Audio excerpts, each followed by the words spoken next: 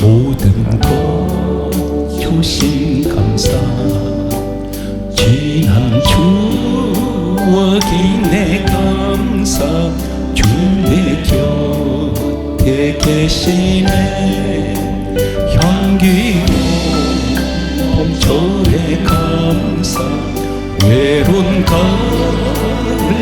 감사.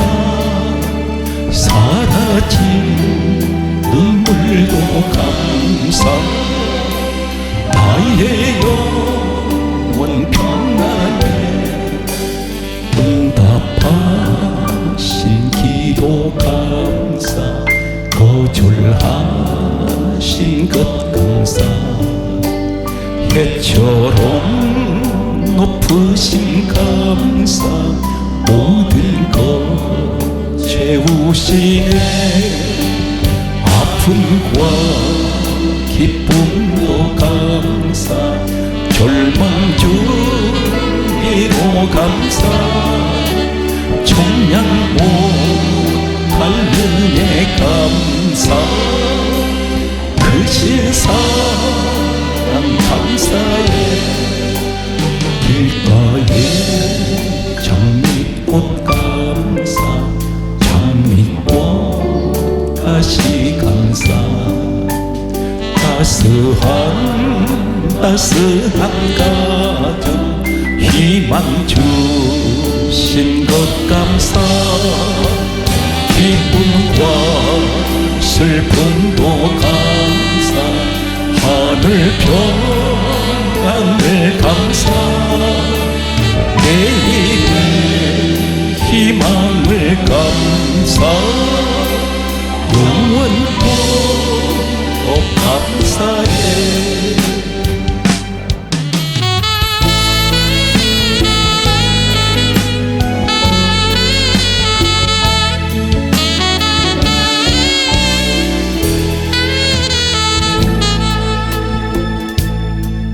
내가 누려왔던 모든 것들이, 내가 지나왔던 모든 시간이, 내가 걸어왔던 모든 순간이 당연한 것 아니라 은혜였어. 아침에가 뜨고 저녁에 노을, 봄의 꽃향기와 가을의 열매, 너하는 계절의 모든 순간이 당연한 것 아니라 은혜였어. 모든 것이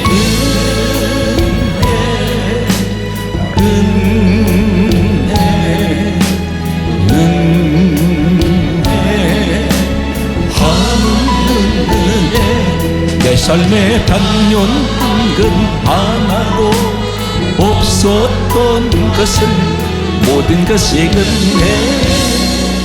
은혜였어.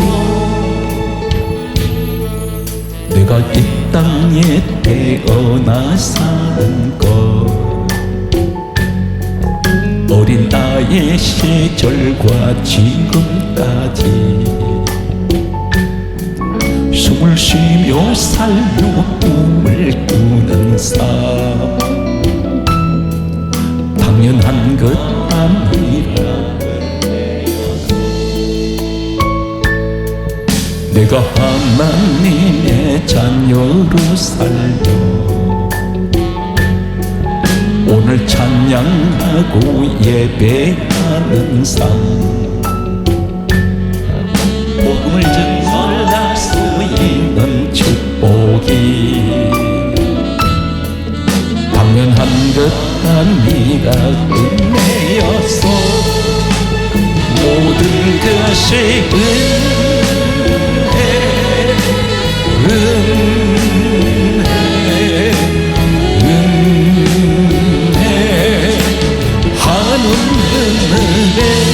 내 삶의 단연한 하나도 없었던 것을 모든 것이 은혜였소.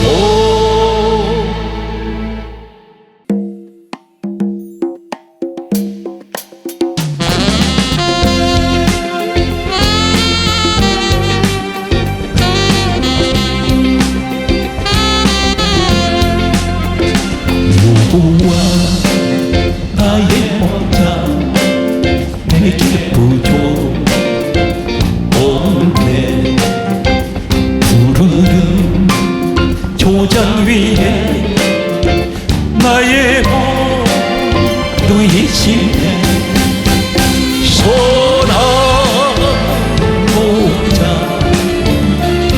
나의 목자여, 생수가 넘치는 곳 날 인도하시네.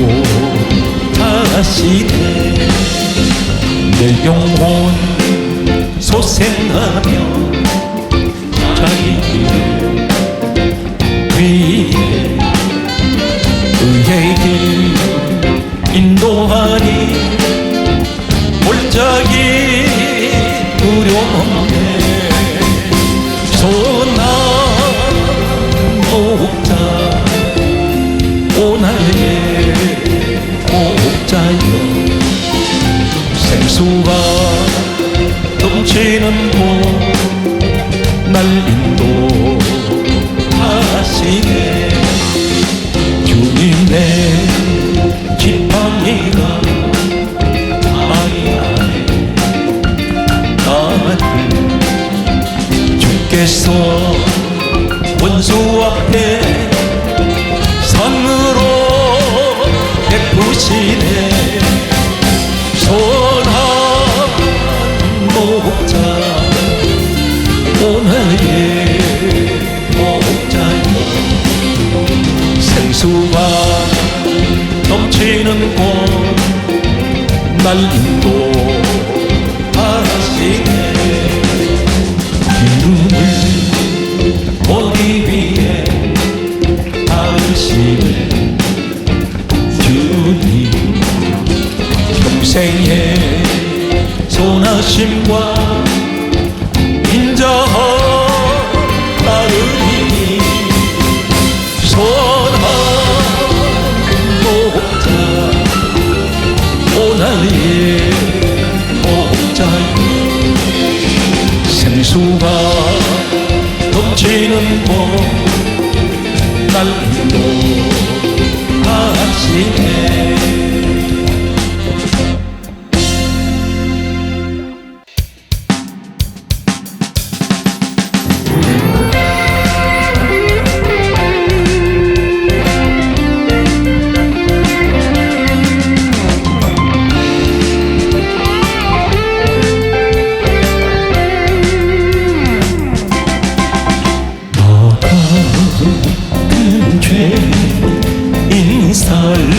살리신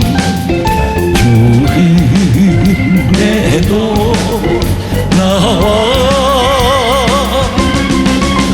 이르던 생 영천하자고 왕명을 얻었네. 근죄하게 소금 지신 주은혜도 나와 나처럼 이른 그 시간 귀하고 귀하다. 이제 내가 산 것도 주님 내 은혜라. 또 나를 찾아보냐니 인도해 주시리. 그 기서 우리여 원히 주님의 은혜로 해처럼 밝게 살면서 주 찬양하리라. 승리는 내 것일세, 승리는 내 것일세.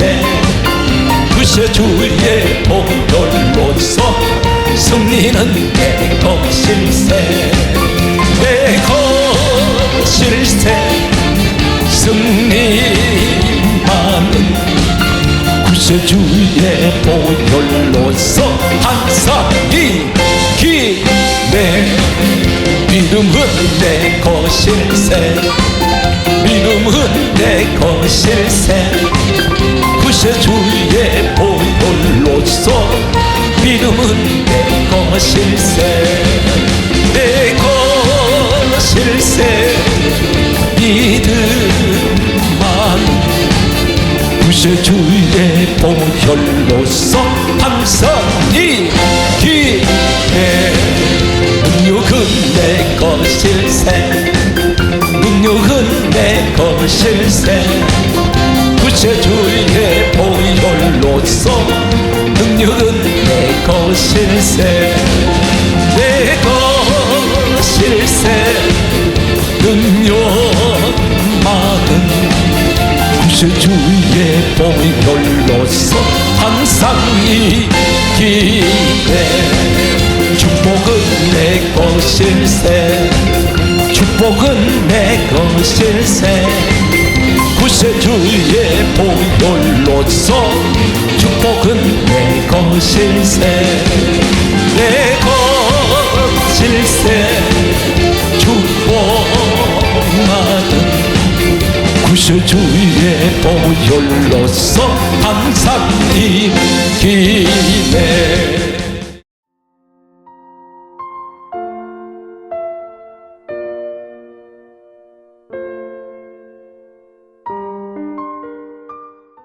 오늘 이 시간에는 요셉 꿈에 대해서 두 번째 시간이 되겠습니다. 오늘 이 자리에 사람으로부터 외면당하는 사람들이 있습니다. 그것도 다른 사람이 아닌 내 가족으로부터 인정받지 못하고 무시당하고 나이 상관없이 철저하게 사람들로부터 배척당하는 사람들이 있습니다. 그리고 늘 내일이 없는 인생을 살아가는 사람이 있습니다. 하루하루 하루살이처럼 막연하게 살아가는 사람들이 있습니다. 꿈이 없습니다. 꿈보다는 현실이 너무 막연하기 때문에 내일에 대한 희망을 갖지 못하는 분들이 있습니다. 오늘날 현실은 그렇습니다. 많은 사람들 가운데, 특히나 젊은이들이 가운데 보게 되면 여러 젊은이들은 이런 말을 했습니다. 제가 직접 듣기에도 나는 꿈이 없습니다, 그렇게 말합니다. 다시 말해서 그들은 인생을 포기하는, 그래서 OECD 국가 가운데 우리나라가 인구 밀도를 보게 되면 자살률이 1위가 기록되고 있습니다. 많은 젊은이들이 스스로 목숨을 끊습니다. 왜 그렇습니까? 내일이 없기 때문입니다. 그런데 오늘 이 말씀을 들으시는 특히 젊은이들은 오늘 말씀에 대해서, 이 말씀을 들으면서 꿈을 가지시길 바랍니다. 요셉이라는 사람이 있습니다. 강조합니다. 두 번째 시간이 되겠습니다. 요셉은 일찍이 어머니를 잃어버렸습니다. 아버지는 4명의 부인이 있습니다. 그런데 이 요셉은 라헬이란 어머니 밑에서 태어났는데 두 번째 태어난 베냐민, 라헬이 마지막 아들이며 이 아들을 낳자마자 길거리에서 라헬 어머니는 운명하게 됩니다. 이 광경을 요셉이 보았습니다. 이 아이에게는 엄청난 상처가 있습니다. 동생이 태어나면서 어머니는 죽었습니다. 대신 동생은 태어났습니다. 탯줄을 끊자마자 어머니는 바로 숨져버렸습니다. 이 핏덩어리를 안고 돌봐야 될 사람은 요셉입니다. 왜 그러냐면 아버지에게는 4명의 부인이 있었지만 요셉의 어머니까지 포함해서 4명의 부인이 있었는데 각자 아들, 자녀들이 있습니다. 이 자녀들이 있기 때문에 이 아이는 어쩔 수 없이 요셉은 이 베냐민을 통해 업고 키워야 했고, 안고 보듬었고 보채기만 하면 이 아이를 달래야 했습니다. 기저귀도 갈아줘야 되고, 밤에 아이가 깨면 젖을, 양의 젖이라도 짜서 먹여야만 했습니다. 동량젖을 얻어 먹여서 키운 아들이 바로 베냐민입니다. 그런데 어느 날 형제들에게 붙잡혀서 구덩이에 던져지게 되었고, 그런 노예로 팔려가게 됩니다. 그 당시 노예는 하나의 상품이었습니다. 노예 시장이 따로 있었습니다. 이 노예들은 돈으로 사고 파는데 하나의 상품입니다. 살인을 해도 돈을 주고 산 이 노예는 죽여도 법적으로 아무런 제재를 받지 않는 그런 시대였습니다. 공식적으로 노예 시장이 있었습니다. 어디로 팔렸냐면 애굽으로 팔려갔습니다. 이때 이 사람은 나이 17세였습니다.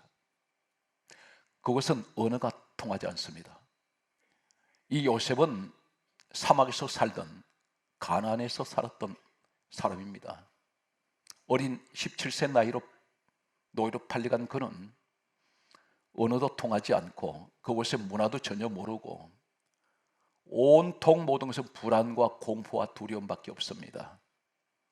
그런데 이 사람은 정치가 보디발이라는 사람 집에 노예로 들어가게 됩니다. 이 사람이 한 가지 놀라운 사건을 접하게 되는데, 노예로 끌려가기 전에 그는 끌려가기 직전에 꿈을 꾸게 됩니다. 그 꿈은 성경 말씀은 이렇게 기록하고 있습니다. 창세기 37장 5절과 7절에 보게 되면 가장 먼저 꿨던 꿈이 곡식 단들이 자신에게 절하는 꿈이었습니다. 땅에 있는 것들입니다. 두 번째 꾼 꿈은 창세기 37장 9절 말씀에 보게 되면 해와 달과 별이 자신을 둘러서서 절을 하고 있었습니다. 다시 말해서 하늘에 있는 해, 달, 별, 땅에 있는 곡식 단들이 둘러서서 자신에게 절하는 꿈을 꾸었습니다. 성경은 무엇을 말씀할까요? 이때가 예수님께서 이 땅에 오시기 전 모세 시대에 일어났던 이 사건은, 다시 말해서 모세가 기록한 이 책은 창세기부터 출애굽기, 레위기, 민수기, 신명기 5권의 책을 모세가 기록을 했습니다. 이 기록한 때가 언제냐면 예수님께서 이 땅에 오시기 전 BC 1450년에서 1400년 사이에 모세가 광야길을 가다가 40년 광야에서 시내산으로 하나님께서 불러 올리셔서 이곳에서 40일 40일 이 사람은 주야간 하나님을 만나면서 여기서 말씀을 받게 되었고 기록을 하게 됩니다. 이 사건을 가리켜 창세기 속에, 모세가 기록한 이 창세기 속에 요셉의 꿈 사건이 기록되어 있습니다. 예수님께서 이 땅에 오시기 전 약 1500년 전의 사건을 예수님께서 이 땅에 약 1500년 후에 오셨습니다. 그리고 하시는 말씀이 이렇게 말씀하셨습니다. 요한복음 5장 39절에 말씀하시기를 이 성경은 내게 대하여 증언하는 것이다. 예수님께서 말씀하셨습니다. 성경 전체는 66권을 쥐어짜면 예수밖에 없습니다. 하나님께서는 디모데후서 3장 16절에 성경을 기록하신 목적이 있습니다. 모든 성경은 하나님의 감동으로 기록되었습니다. 그런데 감동으로 하나님께서 기록하게 하신 이 내용은 전체가 누구에 관한 말씀이냐면 예수님에 관한 말씀이 기록되어 있습니다. 그래서 성경은 말씀하기를 요한복음 5장 46절에 이렇게 말씀하고 있습니다. 모세는 내게 대하여 기록하였습니다. 예수님이 친히 말씀하셨습니다. 바로 요셉의 꿈 사건 속에 이 꿈 사건은 예수 그리스도를 말씀하고 있습니다. 하늘에 있는 것들, 땅에 있는 것들, 모든 것들이 다 요셉에게 무릎 꿇습니다. 이 꿈을 가지고 있는 사람에게 나타나는 이 말씀은 어떤 말씀입니까? 신약 성경에 이렇게 말씀하고 있습니다. 빌립보서 2장 10절에 예수님은 하늘에 있는 자들, 다시 말해서 해, 달, 별이 하늘에 있는 것들입니다. 땅에 있는 모든 자들, 땅 아래에 있는 모든 자들을, 모든 무릎을 예수 이름에 꿇게 하시고 그 주인이 누구십니까? 예수님이십니다. 요셉이 바로 받은 이 꿈은 하나님이 주신 꿈입니다. 그 꿈은 보험적으로 무엇을 말씀합니까? 예수 그리스도의 꿈을 가지고 있다는 것입니다. 오늘 사랑하는 성도 여러분, 환경이 아무리 힘들고 어려워도 절망하지 말 것은 우리에게는 예수님의 꿈이 있습니다. 요셉은 이 꿈을 가졌습니다. 꿈을 가졌을 때 어떤 환난이 와도 어떤 역경 와도 이 사람은 반드시 하나님께서는 국무총리로 세우시는 바로 이 모습은 우리에게 뭘 말씀합니까? 내 시작은 미약하였으나 내가 만약에 예수를 된 꿈을 가지고 있다면 내 나중은 심히 창대하리라. 하나님께서 오늘 우리에게 말씀하신 이 꿈, 오늘 시간 어떤 일이 있어도 세상에 어떤 꿈을 다 잃어버렸다 할지라도 한 가지 반드시 우리가 천국까지 가지고 갈 것은 예수에 대한 꿈을 가지고 있어야 됩니다. 오늘 꿈을 가지고 있다면 7가지를 반드시 이렇게 행하는 사람이 되어야 됩니다. 오늘 예수님이 내 꿈이라면, 예수님의 비전이라면, 예수님 내 미래를 향한 그분이 오직 내 소망이라면 7가지를 가지고 계십시오. 첫 번째는 이 요셉은 노예로 팔려갔을 때 오직 이 꿈을 가지고 있는 순간부터 하나님만 절대적으로 의지하는 사람입니다. 철저하게 하나님만 의지합니다. 17세 나이로 노예로 팔려간 그는 4가지를 성경을 소개하겠습니다. 이 사람은 노예 생활 13년 동안에 국무총리가 된 이유가 하나 있습니다. 사람이 이 사람을 국무총리로 세워주지 않았습니다. 아무 조건이 없습니다. 언어도 모릅니다.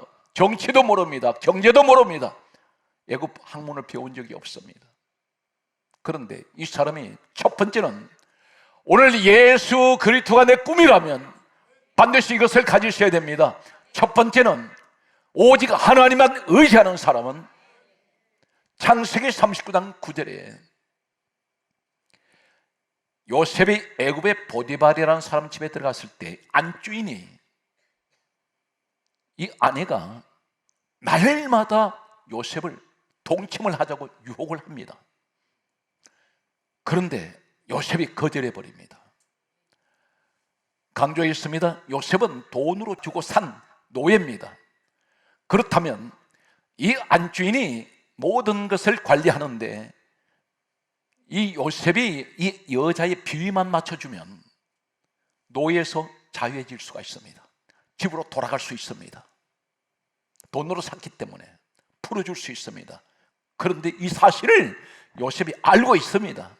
그리고 더 나아가서는 노예에서 자유의 몸이 될 뿐 아니라 이 여자 비위만 맞추면 남편에게 이야기해서 이 보디발이라는 사람은 그 당시 바로라는 최고의 지금은 얘기하면 미국 같은 강대국입니다. 그 나라의 왕입니다. 왕의 바로 밑에 있는 12대장이 오늘날 경호실장 자리입니다.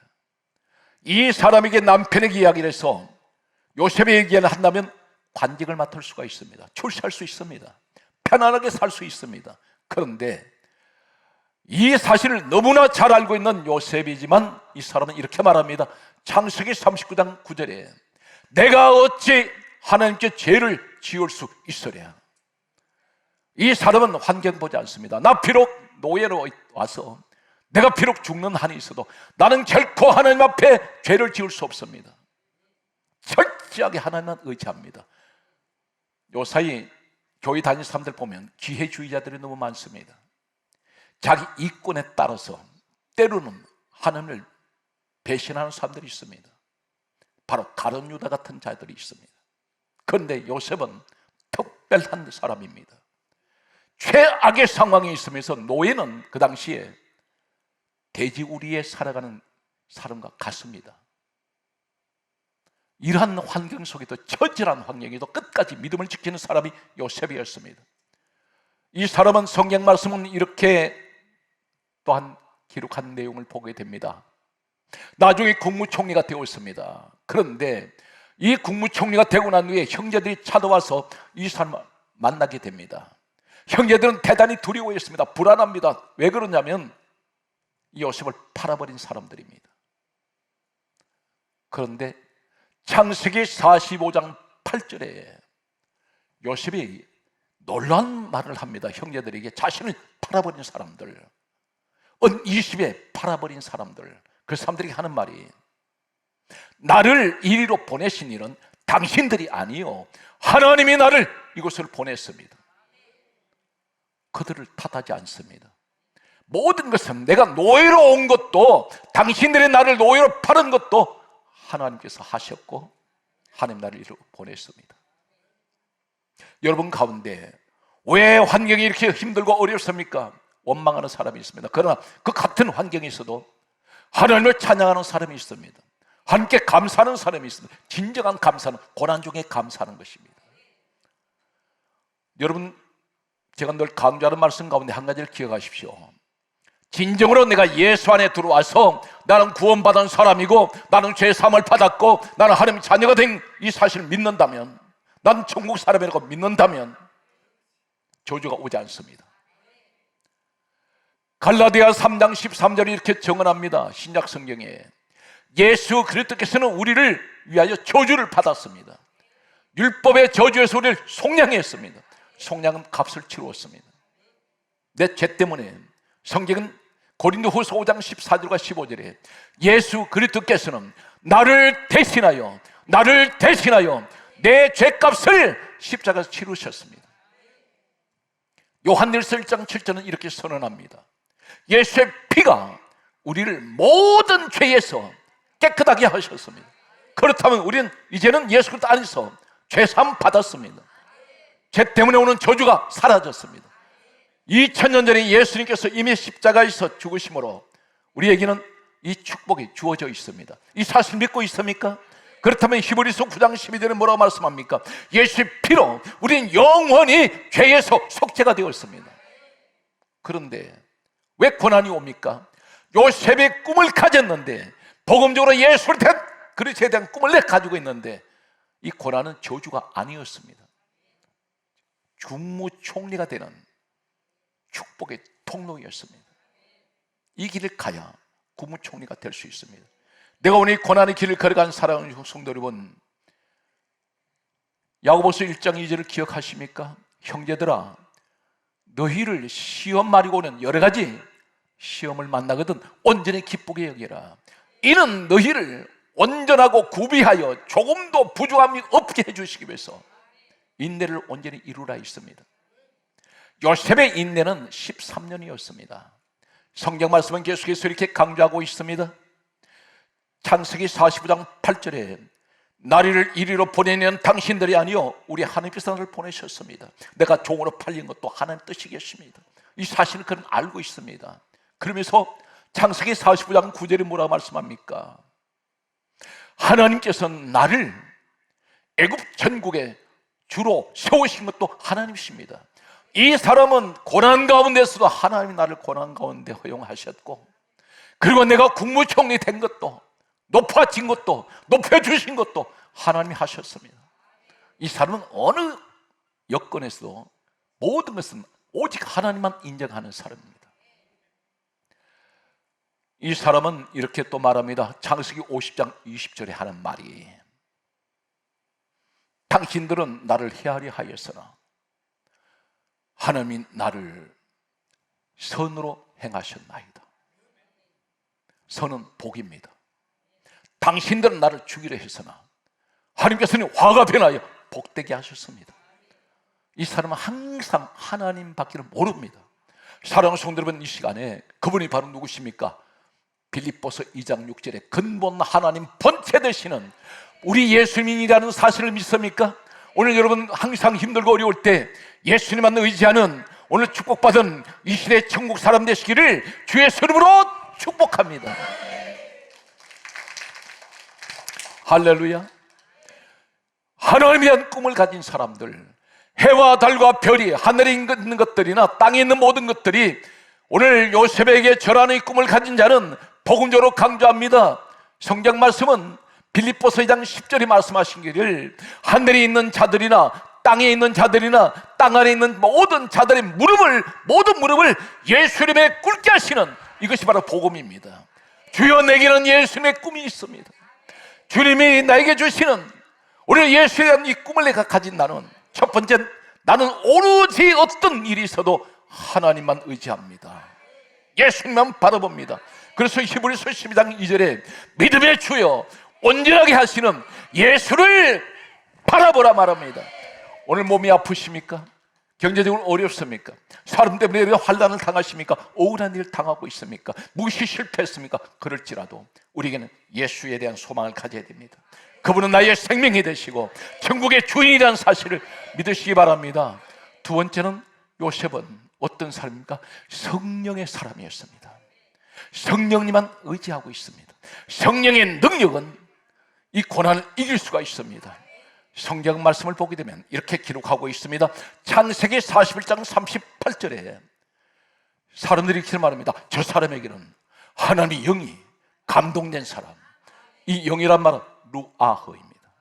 히브리어 원어는 루아흐인데 이 루아흐라는 이 히브리어 원문은 똑같은 원문이 어디 있느냐면 열왕기하 2장 9절과 15절에 거기에 따라서요 성령이 하시는 역사 바로 이 말씀이 루아흐입니다. 다시 말해서 이 사람은 성령의 사람입니다. 그렇다면 하나님, 나는 하나님만 의지하고 있습니다. 근데 성령님, 어떻게 하면 성령님 나와 함께 하실 수 있습니까? 성경 말씀은 이렇게 말씀합니다. 신약 성경 사도행전 8장 15절에 말씀하시기를 성령 받기를 기도하라고 말씀합니다. 기도하면 성령이 임하십니다. 성령 받기를 기도하는 우리 밤이 되시기를 예수님으로 축복합니다. 오늘 성경 말씀은 계속해서 이렇게 강조하고 있습니다. 사도행전 1장 14절에 말씀합니다. 오순절날 성령이 임하시기 전에 120명이 다락방에서 기도하는데 오로지 기도에 힘쓰더라. 기도할 때 성령의 불이 내게 임하고 바람 같은 성령이 임하며 성령 충만한 오늘 하나님 이 자리가 오순절 성령 역사가 임한 오늘 다락방이 되게 하여 주시기를 예수 이름으로 축복합니다. 할렐루야. 성경 말씀은 계속해서 우리에게 강조하고 있습니다. 그렇다면 기도할 때 성령이 임하시는데 성령 받기를 기도합니다. 또 한 가지는 언제 성령이 임하십니까? 사도행전 10장 44절 말씀을 보게 되면 말씀을 듣는 중에 성령께서 말씀 듣는 오늘 현장에 되게 하여 주옵소서. 성령께서 하나님 말씀에 기록된 이 말씀을 듣는 모든 사람에게 성령이 내려오십니다. 성령 받기를 기도하십시오. 그리고 성령을 사모하는 분들은 반드시 말씀을 들으셔야 됩니다. 말씀을 늘 듣는 그런 믿음의 사람이 되시기를 축복합니다. 말씀을 즐겨 듣는 사람은 성령의 사람입니다. 세 번째는 어떤 말씀이 있습니까? 이 요셉은 기약이 없지만, 노예 생활 기약 없지만 반드시 이 사람은 항상 끊임없이 반드시 하나님께서 이 꿈을 이루어 주실 것이라는 소망을 가지고 있었는데, 그런 세 번째가 따라서요 인내의 사람. 성경 말씀은 이렇게 기록하고 있습니다. 창세기 37장 2절에 노예로 갈 때에 나이를 17세라고 기록하고 있습니다. 그런데 30세가 되었을 때 성경 말씀은 창세기 41장 46절에 나이 30세라고 기록합니다. 13년 동안 노예로 있었습니다. 하나님께서 이렇게 말씀하신 적 없습니다. 너 13년 동안 참아라, 그러면 내가 국무총리 세우지마, 그렇게 말씀한 적 없습니다.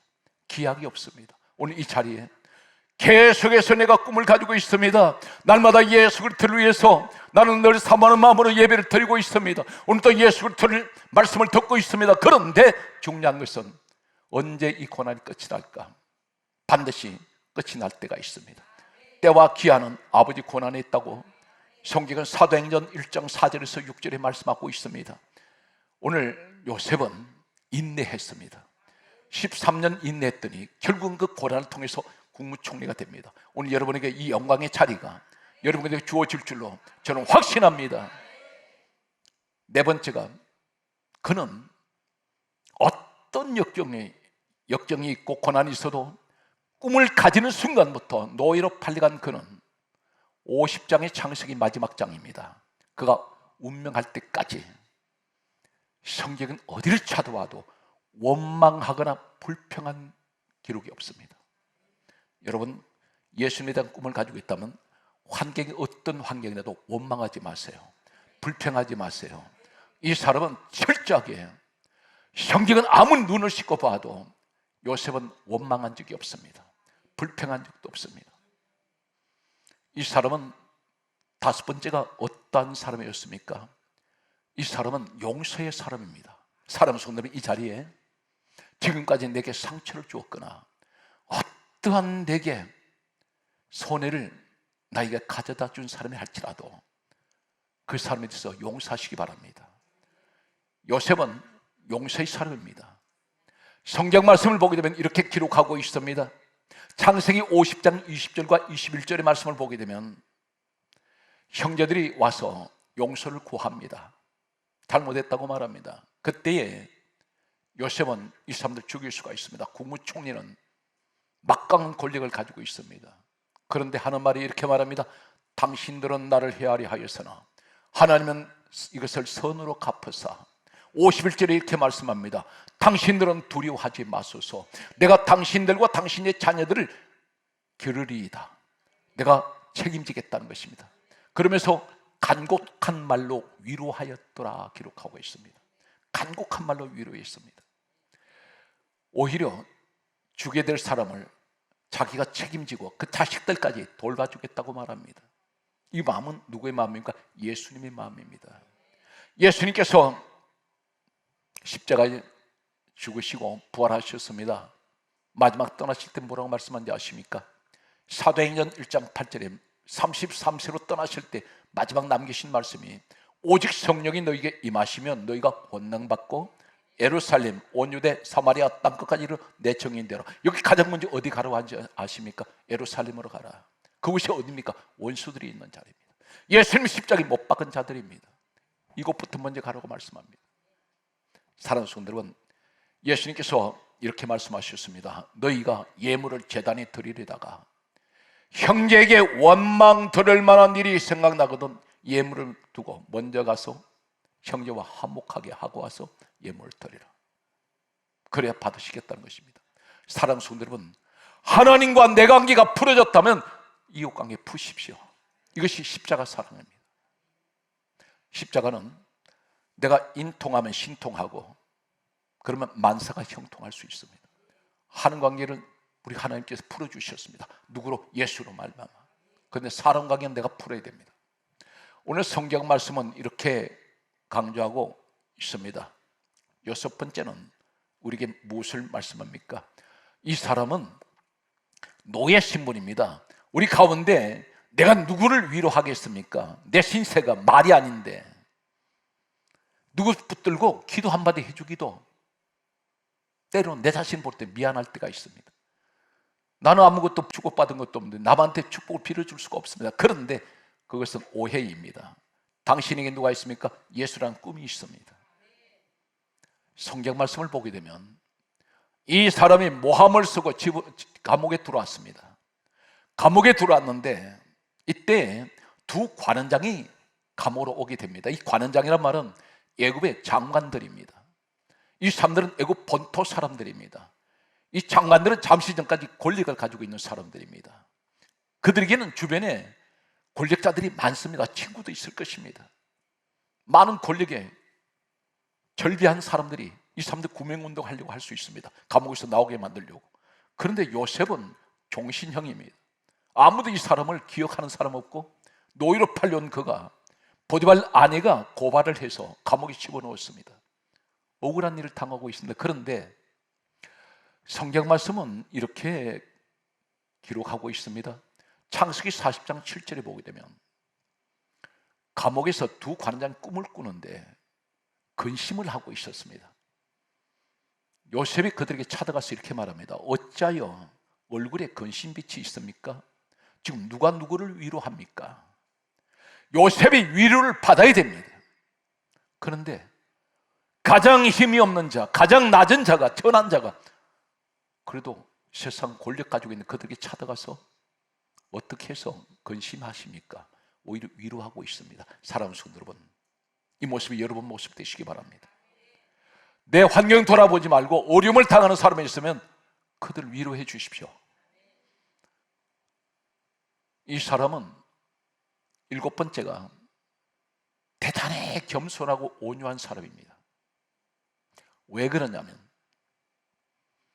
두 관원장의 꿈을 해석해 주거나 바로왕의 꿈을 꿨을 때 해석해 줄 때 항상 하는 말이, 이 꿈을 해석하는 분은, 꿈을 알게 하신 분은 우리 하나님이십니다.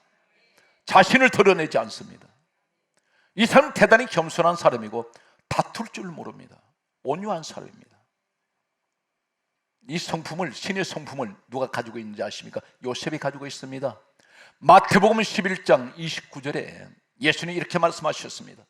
나는 마음이 온유하고 겸손하니 너는 내게 와서 배우라. 예수님 신의 성품은 온유하세요. 겸손하세요. 대단히 부드러우십니다. 남에게 상처를 주지 않습니다. 그런데 그 마음을 요셉이 가지고 있습니다. 이 사람이 여덟 번째 가장 결정적인 내용을 소개합니다. 이 사람이 국무총리가 되었습니다. 국무총리가 되고 난 후에 아내를 만나서 결혼을 하게 됩니다. 근데 두 아들이 태어났습니다. 이때 이름을 므낫세와 에브라임이라고 이름을 짓게 되는데, 큰아들은 므낫세, 둘째 아들이 에브라임입니다. 그런데 이름의 뜻이 대단히 독특합니다. 첫째 아들이 태어났을 때 이렇게 말합니다. 창세기 42장 51절에 이렇게 기록하고 있습니다. 므낫세 아들이 태어났을 때 하는 말이에요. 하나님께서, 이제도 하나님 말씀합니다. 하나님께서 나의 모든 고난과 내 아버지 집에 온 집 일을 잊어버리게 하셨다 하며, 그래서 므낫세입니다. 이름의 뜻이 대단히 특이합니다. 무엇을 말합니까? 나의 모든 고난, 하나님께서 나의 모든 온 우리 아버지 집에서 있었던 일 잊어버리게 했습니다. 하나님이 그렇게 하셨다는 것입니다. 무슨 말하는지 아십니까? 이 사람이 국무총리 되고 난 후에 지나간 과거의 아픔은 다 지워집니다. 기억이 나지 않습니다. 이거 은사입니다. 사랑하는 성도 여러분, 지금 예수 안에 들어와서 과거에 아팠던 상처를 자꾸 기억하는 사람이 있어요. 그 끄집어내지 마세요. 당신 마음이 아직도 상처가 있는 사람입니다. 상처가 아물었다면 이 아픈 기억은 사라져야 됩니다. 그런데 요셉이 이 말을 합니다. 나의 모든 고난들, 우리 아버지 집에서 있던 온 집에, 아버지 집에 있었던 일들 잊어버렸습니다. 이 말은 하나님께서 나의 지난날의 아픔을 다 잊어버리게 하셨습니다. 여기 하나님이 나의 모든 고난, 우리 아버지 온 집 일, 형들이 날 팔았던 일, 그리고 어머니 돌아가면서 죽으면서 태어난 베냐민에 대한 아픔들, 그리고 지난날의 모든 고난, 13년의 노예 생활들, 하나는 다시는 기억하고 싶지 않습니다 했더니 하나님이 기억나지 않게 하십니다. 오늘 성령이 임하면 내 아픔 상처는 다 치유되고 기억나지 아니하고 좋은 기억만 남는 오늘 여러분 되시기를 예수님으로 축복합니다. 마음의 상처가 치료받으셔야 됩니다. 마음의 상처 그대로 가지고 있으면 우울증 들어옵니다. 그리고 모든 것을 사람이 소심해지고 무슨 일이든 자신이 없어집니다. 상처가 많은 사람일수록 불평을 많이 해요. 마음에, 여러분 교회에서 보시면 심리학적으로, 저는 심리학학자한테 이 말을 들었습니다.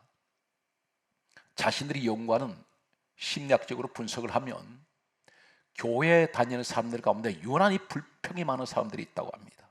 그리고 불만을 늘 교회에서 터뜨리는 사람들이 있다고 합니다. 그리고 남을 비판을 많이 하는 사람들, 남을 비난 많이 하는 사람들, 이분들은 그 환경이 대단히 상처가 많은 사람들이라는 것입니다. 그 사람들이 교회에 나와서 그것을 터뜨린다는 것입니다. 그런데 교회에서 늘 건강한 말을 하는 사람들이 있습니다. 늘 긍정적입니다. 사람들을 늘 칭찬합니다.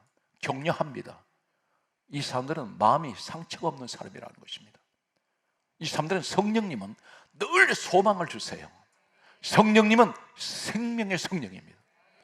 긍정적인 말을 하게 합니다. 그래서 에베소서 4장 29절에 30절에 말씀합니다. 더러운 말은 입 밖에도 내지 말라.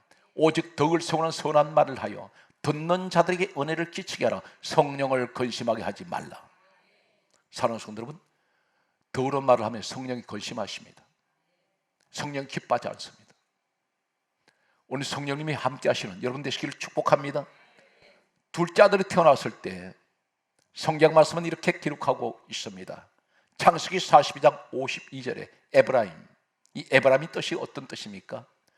첫째 아들이 태어났을 때 나의 모든 고난, 우리 아버지 집에 온 집을 다 잊어버리게 하시더니, 상처가 치유되게 하시더니, 누가? 하나님께서 둘째 아들이 태어날 때 내가 수고한 땅에서 나를 번성하게 하시리다. 누가? 하나님께서.